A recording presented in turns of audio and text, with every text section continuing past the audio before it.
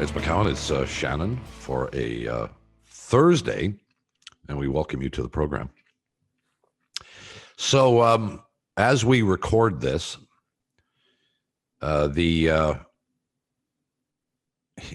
not even Eastern. It's whatever the Tampa Islanders series is called. What the hell is it called, John? It's called a Stanley Cup semifinal. Okay, but it hasn't got a conference attached to it or anything like that. No, right? no. Can you adapt to that? I'm having a difficult time. They're going to play and present on Friday night, the Prince of Wales Trophy, though. So you can call it Prince of Wales Championship. Well, that's sort of stupid, isn't it? Because yes, it is. But it's a Stanley Cup semifinal, right? So we're going to Game 7. So after Tampa blows out the Islanders 8-0 the other night, Islanders come back, win in overtime, and now we're going to a Game 7. Perhaps similarly, although with a slight difference, later this evening, Montreal hosts Vegas in Game 6. And I guess the point of difference is that Montreal's at home. And I wonder, do you think that home ice advantage is tangibly less important in the playoffs than it is during the regular season? It seems statistically to bear that out. It's hard to measure. In this series, obviously, it means nothing. Montreal's won 2 games in Las Vegas, and when they needed to win a game to tie the series at 2, Vegas won in Montreal. So truthfully, it doesn't make a difference. I think when you look at the way that Montreal is doing what it's doing, which is clogging up the space between the blue lines and using their big 4 defensemen so effectively, and then you got Carey Price, I think you could play that game on Mars and they could win.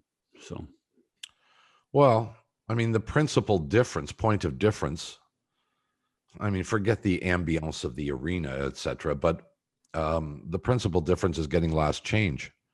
Mm-hmm. And, then we spend, and again, that sounds like it's extremely important. And then we spend a considerable amount of time during the playoffs talking about the importance of the third and fourth lines and their contribution. And, we've heard things this week like, we don't care who our third line plays against. They can play against anybody. And the style of hockey is far more physical, far more grinding, far less skillful, and in my mind, far less entertaining. And so it makes sense that the third and fourth lines, who are functionally grinders, wind up being celebrated more. Yes? Yeah, yes, although... I think when you look at what Montreal is, Montreal's depth, which includes those thirds and fourth lines. Where do you put Anderson and Caulfield and Suzuki? Are they a top 6? I would argue that they're probably the third line anyway. And really, the difference between these two teams right now is that Montreal is getting more effective play from more lines, and Vegas isn't. And Vegas can't score. That's Vegas. Their entire problem has been that they can't score. They scored consistently during the regular season. They even scored against Colorado in that series, but they've gone bone dry. Well, the interesting thing, Bob, and we talked about this a ton during the 56-game schedule, is the North weaker? Is the North really the ugly stepchild of the 3 divisions? And now, when you think about it, that Western division that had Colorado and Minnesota and St. Louis and Vegas in it, it also had 3 what I would describe as also-rans in the 3 California teams: San Jose, Anaheim, and the Kings. And did Colorado and Minnesota and Vegas just score lots against those teams and beat up on them? And now that they're having issues, the other thing is, there's one line particularly, I think, in Vegas that has been a no-show, an absolute no-show. And I'm not talking about Stone and Pacioretty, because they were at a disadvantage without Stevenson, who I assume was going to be back for Game 6 as well. And that's the second line, the Smith, Carlson, and Marchessault line. Jonathan Marchessault has been a phantom in this series, an absolute phantom. And you remember, now this is ancient history now, when this team went to the Stanley Cup final, and anytime this team has made some impact in the playoffs, it was that Carlson, Marchessault, and Smith line that has really made an impact. And they have done squat, Bob. That's with a capital S. And I think you have to wonder, have they squeezed enough out of these three guys, not just this year, but for the last 4 years? And are we going to see some major changes in Vegas if they get eliminated by Montreal? We will know more later this evening as Game 6 between Vegas and Montreal takes place. And then tomorrow, Game 7, the Islanders and Tampa. And we are very close to a Stanley Cup final. Baseball on the agenda today. The Toronto Blue Jays, as of this moment, have won 4 in a row. And we're going to talk about the ebb and flow in the game of baseball that is unlike any other sport. Dan Schulman of Sportsnet will join us when we come back after these messages. It's Bob McCown. It's John Shannon on the program for today. And look what the cat dragged in. Our buddy Dan Schulman, the voice of the Blue Jays on Sportsnet, is with us. Well, so I got something to throw at you guys that's kind of, maybe it's obvious, but I had never thought about this. And I don't know what, I think it was this. So the Blue Jays are now on a 4-game winning streak. And I started thinking about this, and I thought about the emotional ebbs and flows that a fan goes through over the course of a season. And I'm going to throw something at you two guys and see how you react. Baseball, for whatever reason, and I think we can analyze that, has more ebbs and flows than any other sport. Hockey team, beginning of the year, they're pretty good. You expect them to be pretty good, and generally they are. Basketball, football, almost every other sport. Baseball, you will change your opinion on your team 20 times over the course of a year. Mm-hmm. And we're literally in kind of that phase right now with the Blue Jays, who lost, what, Danny, 5 or 6 in a row, and now have won 4 in a row, and albeit against inferior opposition. But do you sense that as you're doing games? Oh, yeah, 1,000%. And I think there are a couple of, whether they're valid reasons or not, but real reasons for it. One is you got twice as many games as you do in an NHL season or an NBA season. So you got twice as many times, twice as many opportunities to say, wow, they're great, or boy, I need a drink. I can't watch these guys anymore.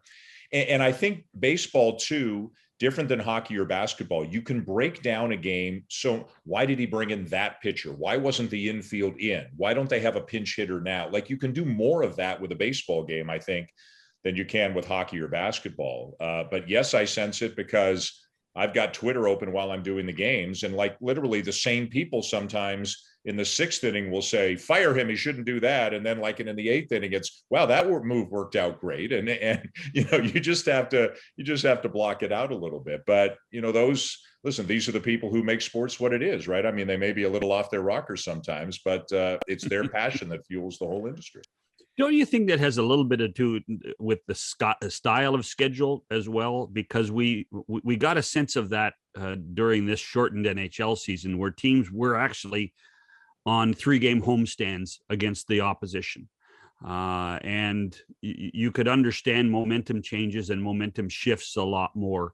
And that, you know, if you ever got to the point where you won 3 in a row, you see a little bit of this. I think, Bob, you'd agree with this during the NHL season, particularly in the Northern Division, where every team except the Maple Leafs went on a swoon really badly. And to me, that was representative of what you play 3 against Edmonton, and the Leafs, you know, beat them 3 times, and now the world's falling apart in Edmonton. And so the Jays go somewhere and play the White Sox, lose 3 to the White Sox, and all of a sudden the world's falling apart. And so it's not only the length of the schedule, but I think the style of the schedule probably has a bit of an impact too. Yeah, I think so. And also I think the fact that you play teams in your own division so much, you play, you know, the Blue Jays play their divisional rivals 19 times. 76 of their 162 games come against 4 other teams. even if you leave Baltimore out of the mix, 57 of the 162 are against the three most important teams to them in the Rays, the Yankees, and the Red Sox. And, to you borrow a hockey term, those are all 4-pointers, every single one of them. Yeah. You have a 4-pointer night after night after night. And so that creates, I think, stress and strain. I think the injuries this year, too, across baseball have really done it. If you're healthy, you can be much better than an injured team, even if you're not much better than them, but you're healthy right now. And also particular to the Blue Jays this year, their schedule was incredibly difficult, really, until this past week or so when they started playing Baltimore and Miami. They had the toughest schedule in baseball. They had the most road games in the American League. That they hadn't played the Orioles at all, so that creates a lot of angst as well. But who you're playing does matter. It's not just how you're playing; it's also who you're playing. I'm not sure they're playing any better against Baltimore and Miami than they did against the White Sox and the Astros. It's just Baltimore and Miami aren't very good, and so they're winning more of these games. Well, home field advantage is an interesting thing too. I think I know people overestimate it. In baseball, home team wins 53% of the time. Yeah. Now, I grant you, there are a lot of crummy teams out there that, as the famous saying goes, we can't win at home, we can't win on the road, and we can't figure out where else we can play. So that's a factor. But one of the things we saw in the Yankee series, the recent Yankee series in Buffalo, was Blue Jays weren't the home team. Mm-hmm. That crowd was cheering for the New York Yankees. And if you're a Blue Jay fan, you can be angry about that, but you have to be understanding that there's an historic and a geographic connection to New York that doesn't exist with Toronto. But how disadvantaged is this Toronto Blue Jay team playing in Buffalo? I think the whole season disadvantages them. And I'm not just saying, it's a little bit of a few different things. I think it probably bugged them down in Dunedin that the Rays, Phillies, Yankees, and Braves all felt like home teams. Yep. In Buffalo, as you mentioned, Bob, it's just the Yankees. Nobody else. I don't think the Red Sox. It's just the Yankees. So, but still, and even stuff that we maybe don't think about or talk about enough. Many of them are married. Many of them have kids. When are we going to Buffalo? Are we going to Toronto? Should I bring my family with? Do we pull them out of school? I don't know if I can get them across the border, whatever. There's stuff on their minds, and the facilities, I'm sure, are the absolute best they can be in Buffalo. They're still not as good as they are in Toronto. So, in our little corner of the universe, the little fun and games area we call sports, I think they are disadvantaged. Like, there are much bigger things going on in a pandemic than the Toronto Blue Jays being disadvantaged. But how you quantify that into how many wins it's cost them, I don't know. But I do feel badly for them, and somebody deserves a lot of credit for the fact that we have not heard complaining. And whether that's Mark Shapiro or Ross Atkins or Charlie Montoyo or the leadership group of the players or a combination of the above, I think they've done a great job just saying, this is the situation that we're in and we got to deal with it and go play games. Because, last year you heard a couple of little comments. This year, nothing. Like, nobody's complaining.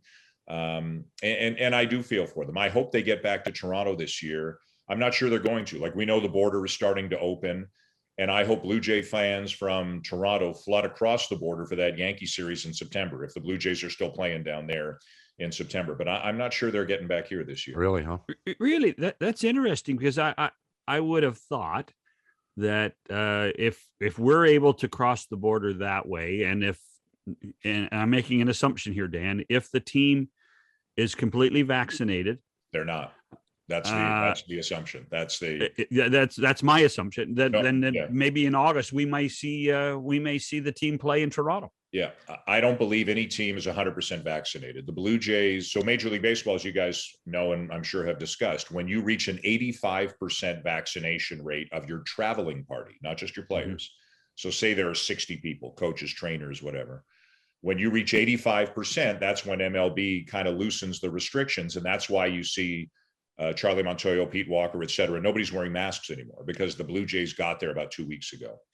But there's no way they're 100% vaccinated. There's no way there's any team that has every single person in the traveling party 100% vaccinated. And even if the Blue Jays were, let's say the Yankees aren't. Let's say the Yankees have 5 people of their 60 who aren't vaccinated. Is the federal government going to let them cross the border? I hope I'm wrong. Like, I hope they say, okay, it's 55 out of 60. And Yankees, will you agree to stay bubbled up for 3 days? I don't know if the Yankees will agree to that. And again, if the Blue Jays have 5 or 6 people who aren't vaccinated, you can't ask them to stay in a bubble for this 7-day homestand and that 10-day homestand, et cetera. So that's why I'm worried, John. It is, Canadians will be allowed to go to Buffalo. Vaccinated Canadians will be allowed to go to Buffalo and come back. Mm-hmm. Mm-hmm. But the last I saw was just Canadians, actually. It wasn't, I didn't see that vaccinated Americans can come into Canada without quarantining. So that's one level.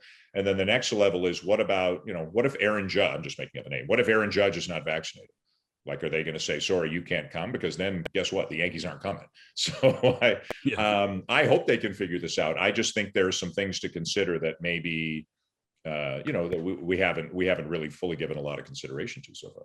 Well, a precedent sort of has been set in the NHL because the Vegas team has come across the border. And John, do you know, they're not fully vaccinated? No, but they're in a bubble. They're in a bubble.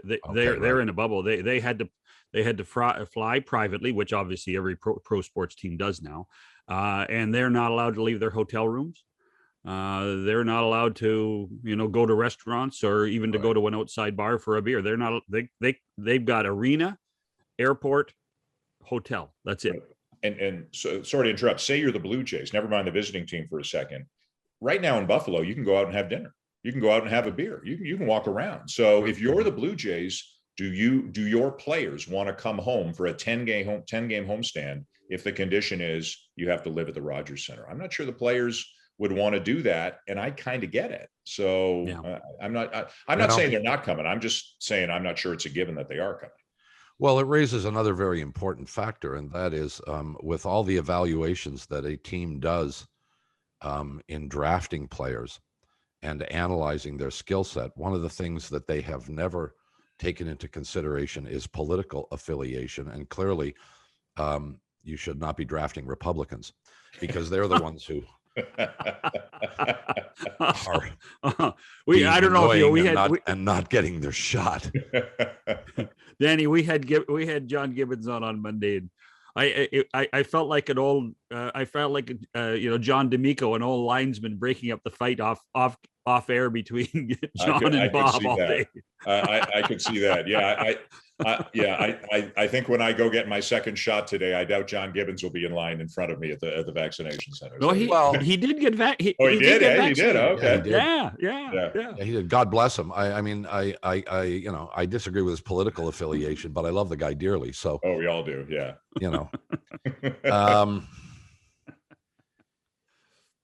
Relief pitching has been such an issue with this team. And we went through this period at the beginning of the year where the bullpen was just awesome. And then they just completely disintegrated for a month or more. And now all of a sudden, everything's golden again. I know you can't explain this, but explain this. Well, the last 2 games, they've used the 3 best guys they have. And I know people are going to scoff at the Tyler Chatwood thing. But if you look at who's in the bullpen, he's one of the 3 best guys they have. And for sure. Yeah. I mean, he had as bad a 2 weeks as you can have. Unbelievably bad 2 weeks.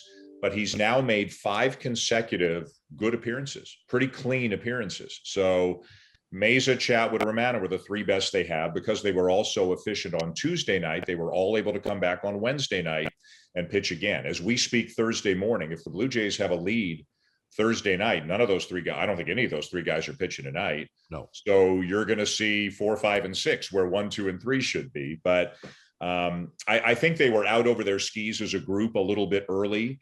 Anthony Castro had a great start, had a really nice run. Travis Bergen had a really nice run for a while. Phelps was healthy. Baraki was healthy. It's been a lot of different things, a little bit of regression to the mean and some injuries, obviously, that have caused this problem. And I think if they're going to make the playoffs this year, they're going to need to have more in the bullpen than they have right now. Now, whether that means Merriweather and Baraki get healthy, who knows? They've both been hurt so often. Unfortunately, you can't count on that. Is it something, off the beaten path, like John Axford showing up and helping? Who knows? It would be a great story. Everybody loves him. And we'll see what the next couple of weeks hold for him. Is it Thomas Hatch going into the bullpen? Again, who knows? But they need, or trades, obviously. They need more than they've got. And relief, I always say the definition of a relief pitcher is a failed starter. There's not one relief pitcher in the majors who, when he was 14 years old, was a relief pitcher. Not one of them. Right. They're relief pitchers because they don't have as many quality pitches or the stamina or enough to get through an order 2 or 3 times. So I think by definition, relief pitchers are going to be more volatile in terms of their performance than starting pitchers for the most part. July 30th, which is the trade deadline this year, it's still 5.5 weeks away. That's a long time. That's a lot of games between now and then. And I think if they've got to jump the gun a little bit and figure not wait till late July, and I'm sure they're trying. It's hard to make trades in June. It doesn't happen very often, but what happened the last 2 nights is great, but I don't think anybody should think that that's going to be the norm going forward. Well, just popped into my head. Manoah gets thrown out for hitting a guy. Yeah. I was going to say throwing at a guy, but he was successful. So I think you have to say he hit him. And look, I think we're all old enough to remember the day where if you gave up 2 home runs in a row, which is what Manoah did, the next guy better not dig in too deep in the box because he's probably going to get one thrown at him. This pitch was not at his head. And Manoah can say it was an accident that slipped out of his hand. We'll never know the reason. But generally speaking, and this is generally speaking, you give a guy a warning. There was no warning here. They just tossed him right away. I'm not questioning the ability under the rules of an umpire to do that. But was that too much? Were you surprised? I was surprised. Yeah, because as you say, it's highly unusual. The typical way this goes is Manoah hits Franco, warnings are issued. Brandon Hyde comes out and he says, "What are you giving my guy a warning for when their guy hit my guy?" Everybody's angry, and then it kind of stops there. It's highly unusual that I can remember to see a guy thrown out without a prior incident or warnings being given. And then it didn't occur to me that suspensions were coming, but I guess it should have. He was thrown out of a game for throwing at a guy, and that leads 5 to games. suspension. Yeah, and it's 5 games because he's a starting pitcher, right? If you give him 3 games, that's pointless. So he's appealed. I don't know. Maybe they'll drop it to 4. Maybe they won't. Maybe they'll try to strategically take it at a certain time. I don't know what they'll do, but it did surprise me a little bit. But I'm curious to see. Alek Monoah is a big personality. There's a lot going on the mound when he's out there. He is not a super command guy. Even in Buffalo, those 3 incredible starts where he overwhelmed people and got called up, he hit 4 batters in those 3 starts. He hit 3 of them in 1 game. This is not a guy who can, dot it on the outside corner with the knees very often. Like you said, Bob, who knows if he hit him on purpose or not. But I will say this. I think every umpire knows who Alek Monoah is right now. And I think it's just worth, he might need to hear from an older pitcher or a pitching coach and say, hey, ease into this a little bit. Again, that personality probably is what drives him and helps make him a good pitcher as well. But you might have to just keep an eye on it for a while and make sure he doesn't get on the wrong side of too many people. I want to talk about the rosin suntan oil thing and a few other interesting tidbits. We'll take a break first. Dan Shulman is with us. We'll come back after these messages. It's McCowan, it's Shannon, and it's Shulman on the program for today. All right, I keep hearkening back to the good old days, as they say, when we all started following baseball. And look, it wouldn't have been tremendously shocking to any of us if a starting pitcher back in the 1970s pulled a buzzsaw out of his back pocket and started carving up the baseball to try and gain an advantage. Putting junk on the bill of your hat, rubbing the baseball against your belt buckle, the guys, you probably remember the video of the pitcher who the umpire's coming out to check him for a banned substance, and he throws his hands up and a nail file. Yeah. That was Necro. Was it Necro? Yeah. And the nail file falls out. we chuckle at this kind of stuff, but it's always been kind of a part of baseball, and you don't want to allow it. But how do you feel about this? What's going on right now? Well, as much as I love baseball, and obviously I do, this sport lends itself to the temptation of cheating more than any of the other sports. And it's if you ain't cheating, you ain't trying, Dan. That's right. Yeah. Whether it's gambling, Black Sox 1919, whether it's spitballs or belt buckles or nail files, and let's not, or garbage cans. Garbage cans. How about corked bats and rubber balls in bats? Yep. The hitters aren't entirely innocent over the course of the sport, over the history of the sport either. But I kind of liken it to parenting. Like, the parents make the rules, and then the kids push the boundaries, and the kids push too hard here. Baseball, and I'm not blaming I think there's blame on both sides. I think there's blame that this wasn't dealt with before it got to this level, and that's on baseball.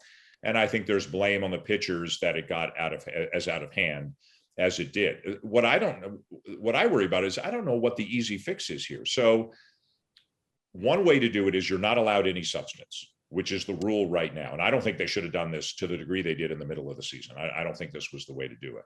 I'm foolish and naive. So I think the right way to do it is to get a committee in a room of general managers, pitchers, hitters, like management and union, get them all in the room together and find out what everybody can agree on. But, the owners and the players treat each other like adversaries more than partners, obviously. So I don't think that's ever going to happen. But apparently the hitters are saying, well, we didn't want this. You went too far. Like, now this guy's throwing the ball and I'm worried he's going to hit me right in the neck. We were okay with sunscreen and rosin. We're just not okay with the sticky tack. So here's the problem. If they're not allowed anything, then you're going to have Sergio Romo dropping his pants on the field. Right. If you're allowed this, but not that, now the umpires need a chemistry degree in order to go out there and figure, well, where is it and what is it? And how are they going to know? So I think this is a can of worms, to be honest with you right now. And I don't know how they fix it. And I mean, when I watch Joe Girardi and Max Scherzer, yeah, I see a manager saying, we got to get this guy off his game. We've got, and it's got nothing to do with, nothing to do with substances. It's got to do with, we've got to get between Scherzer's ears because he's really killing us. Right. So now he's got Scherzer so upset, and they're yelling between dugouts, and they're yelling at each other, and Girardi's got nothing to lose. Yeah. And that to me, that's another side effect that they did not consider. Well, and here's another one. And I've heard this compared to hockey. You want to measure an illegal stick. If you ask for it and it's legal, you get a penalty, right? So I don't know what penalty you could have in a baseball, but let's say it's you lose your review. You can only ask for a pitcher to be checked if you have a challenge. And if he's clean, you lose your challenge. Well, so now what if I'm a pitcher and I know they've only got one crack at me, and I spend the whole game deliberately touching my belt buckle, touching my hat, touching my hair. Now I'm trying to make them crazy. I'm trying to bait them into using their challenge. Like, the whole thing becomes a sideshow. And it does. And like, it's cute and funny now, but I bet you in 2 weeks we're going to be like, man, this ain't right. This has got to go. And to me, the best, I won't only say solution, the best possibility is that they come up with a baseball that isn't as slick as it is, so that the pitchers say, yeah, I can grip this without anything.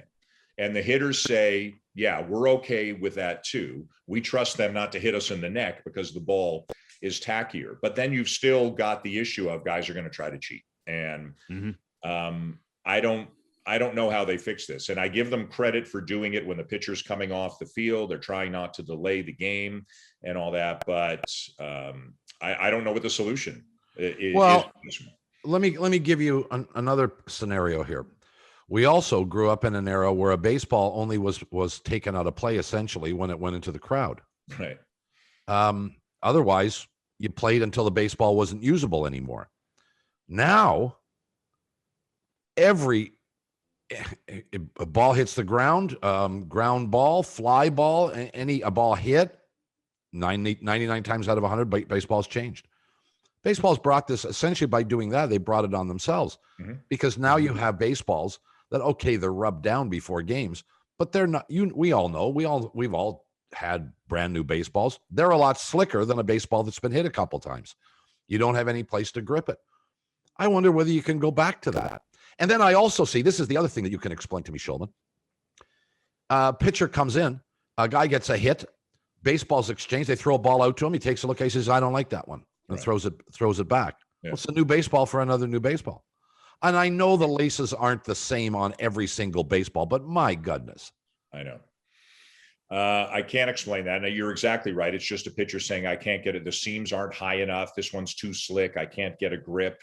And I don't think they can institute a rule where you say you can't take a baseball out of play. But, there are 10 different ways where somebody can make a Romo out of a situation if they want. If a pitcher really wants to make a mockery of this, a pitcher can make a mockery of this in whatever way they want to do.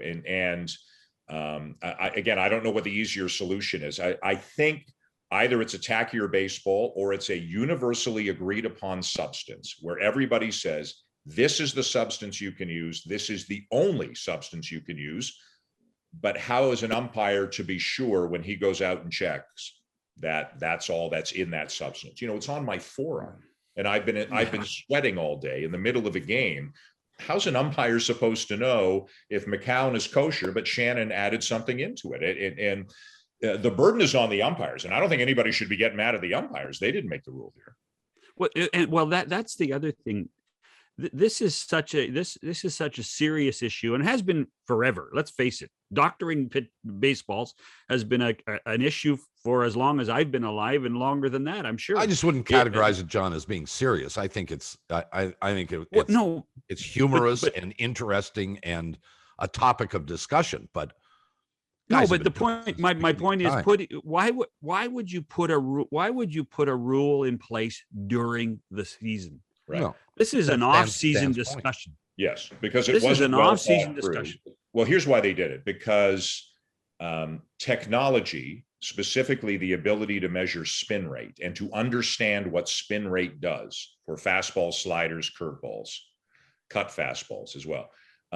Understanding what spin rate does and the impact it can have on hitters is significant. Everybody understands that if I throw 94 with a 2200 RPM spin rate, if I can get that spin rate up to 2400, I'm going to get a lot more swing and miss. The ball's going to carry. That's the late life, the jump, that sort of thing.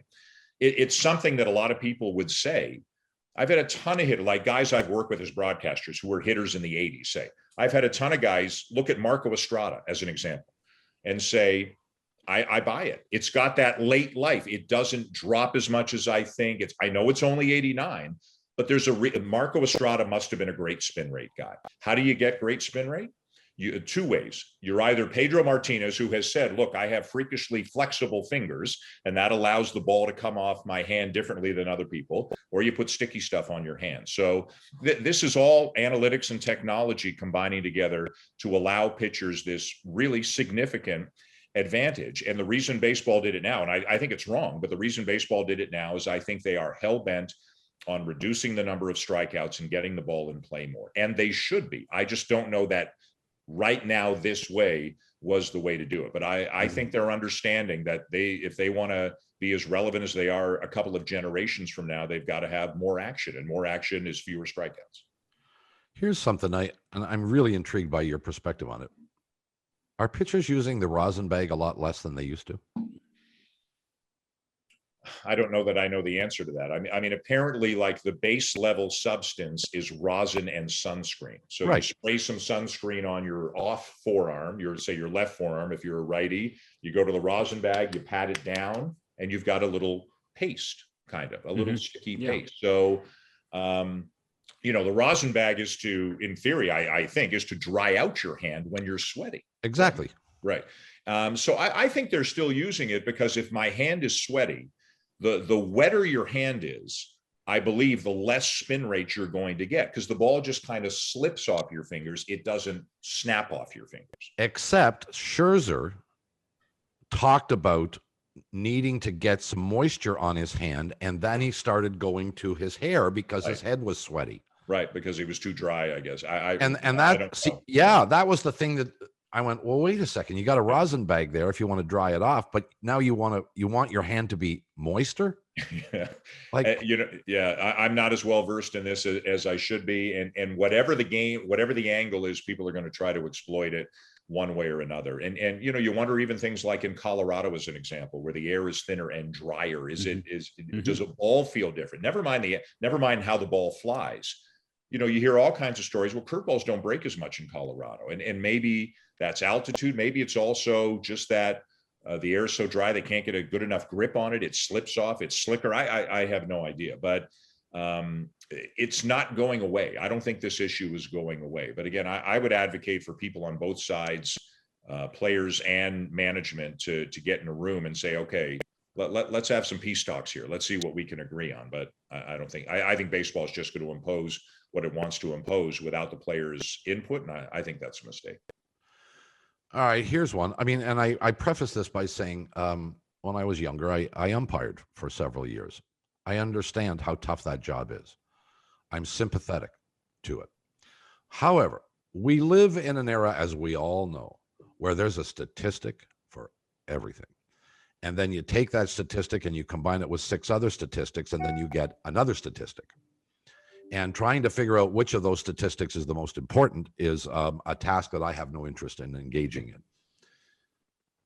Here's a statistic that does not exist to the best of my knowledge, at least not a public statistic. We have watched you and Buck and Tabler call games and marvel at umpires calling pitches strikes that are 3 inches outside the strike zone. And that happens a lot more than strikes that are called balls, pitches that are good that are called balls. Yes. It's much more the other way around. When is somebody going to come up with a statistic that rates the umpires based on their ability to call balls and strikes? Go to a Twitter account. I believe it's umpire scorecards. Oh, really? It exists? Oh, yeah. You want to go down a rabbit hole, go to umpire scorecards. I believe every day you will see a scorecard of every game the night before, and it will critique umpires on 2 things. What percentage of the pitches were called correctly? Balls are balls and strikes are strikes. And how consistent is the umpire? And I don't know what the formula is for that. But in other words, I understand. Right. So they're being evaluated on 2 things, because hitters will always tell you, fine, if that's a strike, that's a strike, but it better be a strike all the time, or a ball all the time. It's out there. I don't know if the people who do this are getting paid for their trouble, or if it's just some kind of crazy hobby that they're into. But the one thing you said resonates with me. This is hard. The ball's coming in at 98 miles an hour. Oh, I get it. It's extremely hard. And I don't begrudge these guys for making some mistakes. There have been some this year, like 4 or 5 inches off the outside corner, like not close. And they're getting called strikes. I was always very lukewarm on the whole electronic strike zone or robot umpire, or whatever you want to call it.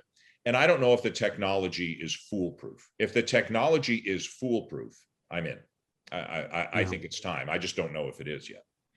Well, I mean, the Hawkeye system in tennis has been adopted and proven. And if those same people, which are they're out of London, England, if they can make that work for baseball, the biggest problem, Danny, is that there even though the stadiums look the same, there's a non-conformity of stadiums. And that becomes the real issue of where you put your the key points. By the way, there is a similar website, a Twitter account for NHL referees that you were talking about for the umpires. And I was talking to somebody at the league about it the other day, and they said, "Oh, that's that gambling account." So with gambling coming in. And I mean, we're on the verge of getting, single sport gambling in Canada within the next month. And it's already in 22 or 23 states. This type of information that you're talking about, Bob, is going to be so important and so valuable, and they're going to make money somehow, Dan. Let me tell you 2 other issues about the electronic strike zone. Tennis, the technology is fantastic in tennis. That's 2-dimensional. It's just, did it land in or did it land out? The strike zone is 3-dimensional. Right. So that to me seems a lot harder. And also, a 6-6 guy strike zone is different than a 5-10 guy strike zone. So you've got to take that into account. And I assume all of these things are manageable, but I don't remember which level of the minors or whether it's one of the independent leagues they're using it again this year. But I do know this. Every experimental thing that's happening in the minors right now is happening because Major League Baseball is taking a serious look at whether it should be in the majors. So I think it's coming. I think it's just a matter of whether it's 2 years or 10 years until they can figure it out. And when you say three-dimensional, there's lots of people that you're talking because there's a depth of the strike zone. More so, there it's not is just a depth to the plate, and it's a cube. The strike zone is in effect a rectangular cube. It's not it's not a flat piece of paper. Like, did it go unless you make it that way? So, but how often have you guys heard it's not where the catcher catches it, it's where it crosses the plate? Well, the plate is not a flat thing. It has depth to it, front and back. So, what if it's easier for fastballs, but with what about with breaking balls? I think it's harder. So is the issue, does it just have to go anywhere in that 3-dimensional cube? I mean, a pitch could almost bounce and still be called a strike. So I think they got to sort some of these details. Well, let me try and bring this down to earth here. I think we would all understand that if the technology only measured, as you said, the flat plane of the leading edge of the plate, and that's all it measured, fine. If a pitch is off by a tenth of an inch with the technology, we're going to be fine with that. What we assume is there's not going to be a pitch that's 3 inches or 5 inches off the plate that's going to be called a strike. Correct. It's going to clean up the most egregious calls. And those are the ones that drive you crazy, right? Yes. Yeah. And I think that's a good point. And if something can be 90% better, but not 100% better, it's still 90% better. Thank you. But this is the one sport. This is the one sport where that post-strike decision argument could go on forever. This is and you talked about it right off the top, Dan. This is the cheating sport more than any other. And so there will be a manager, there will be some director of IT at a baseball team that will find a way to create an illusion somehow, some way. I agree with you, Bob. I think it makes a ton of sense, but this is the one sport where they're going to fight it more than anything else. Last point before we let you go, Danny boy. Last night was almost without question the worst, most embarrassing performance by an umpire in any game that I can recall seeing ever. And that was the guy at first base last night who had 3 overturned? Yeah, overturned. Yeah. Well, help me. Like what? So his name is Ryan Wills. And I write umpires' names in my scorebook daily. Of course. Years.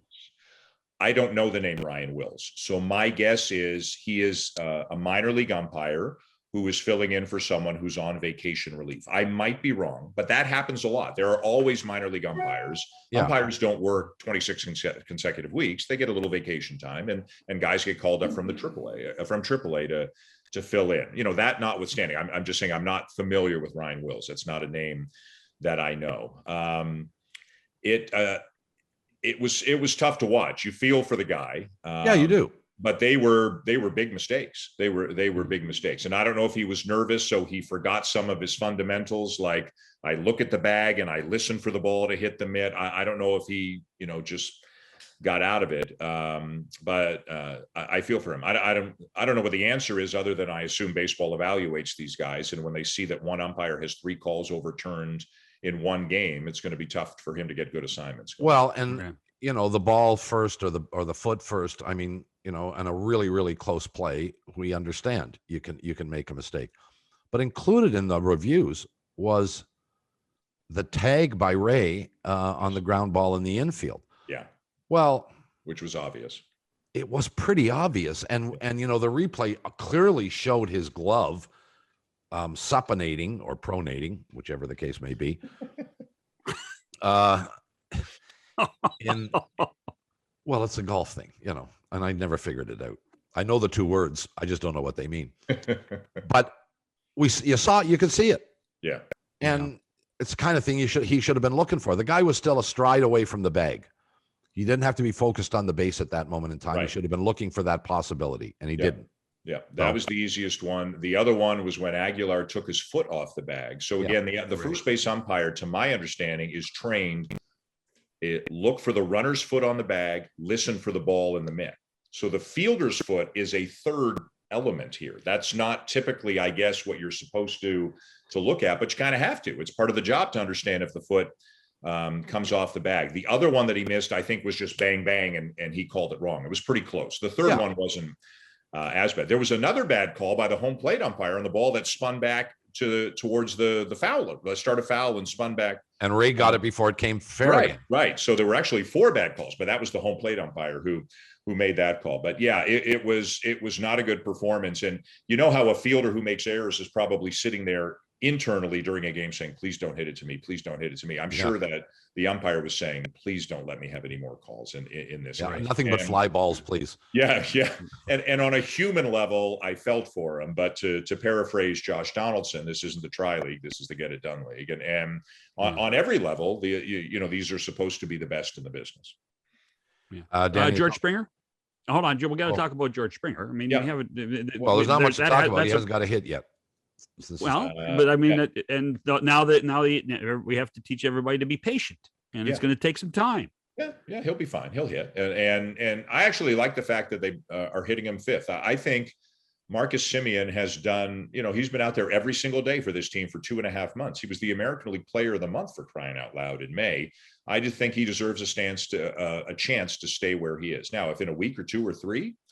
He's cold, or Bichette's cold, or Springer is smoking hot, or whatever it is, then you make a change. But I like that they're kind of easing Springer back in. He seems like he's taking it in stride, and he told the media, he said, Charlie, wherever you want to put me is fine. But, as the old saying goes, the players make out the lineup card, and eventually it'll be what it's supposed to be. And it's funny, people totally forget that just last year, I think it was last year, that Bichette was the leadoff hitter and Biggio was hitting second. And then one day they said, let's flip them. And then Biggio became the leadoff hitter and Bichette hit second. Like, whatever it is now is not whatever it's going to be until the end of time. It's going to work out fine. And if all of their guys are healthy, they couldn't screw this up if they tried. They got too many good hitters. They're going to score a lot of runs the rest of the way. Well, the other thing too, just as an aside, you brought Semien in on a 1-year deal, and you asked him to play a position that he wasn't familiar with, and he has done that without complaining, and he's done it very well. Yeah. And I think you want to re-sign this guy if you can.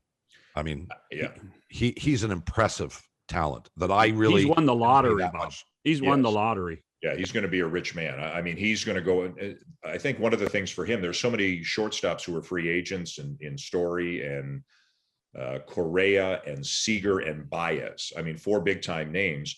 If Semien insists on being a shortstop, he's going to be in that group competing with those guys. If he's happy being a second baseman, he's going to make a lot of money anyways. But I'm sure they would love to sign him, but he could be at the 4-year, $90 million. It could be huge money for him. And I don't disagree. But I'm not sure he's not worth it.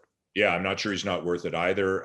I think they'd love to have him back. I say this tongue in cheek, but he's a grown-up in the room, and they got a lot of kids, and it's nice to have a couple of grown-ups in there. And he's a serious grown-up who goes about his business in a professional, lead by example sort of way. And I think there are a lot of good things the younger players can learn from a guy like Marcus Semien, and hopefully they're already doing that this year. Danny boy, always our pleasure. Thanks, pal, for taking time for us. Thank you. Be well, guys. We'll talk to you again soon. That's Dan Shulman. We'll come back to wrap it after these messages. McCowan and Shannon here. Thanks again to Dan Shulman for joining us. It's been too long. And hopefully it won't. He mentioned the whole thing about John Axford signing or investigating, the Jays investigating having Axford come back. I'd only be concerned if they wanted Siddle to come back and catch. That would be my biggest concern. So catchers they got. I mean, and catchers they got too. Hey, how about that play the other night with McGuire from his knees? Gosh. Shades of you when you were behind when you were a catcher. You were a catcher, I'm sure. Oh no, you were a pitcher. So. No, I was a pitcher.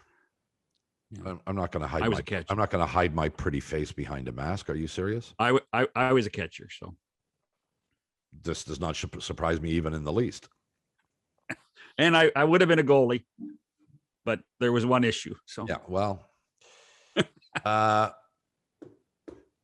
there's not much to talk about here at this moment in time. But one of the things we haven't mentioned is the Toronto Raptors got the 4th pick in the NBA draft, which is actually quite significant. They should have been 7th. They could have been 10th. Mm-hmm. They wound up 4th.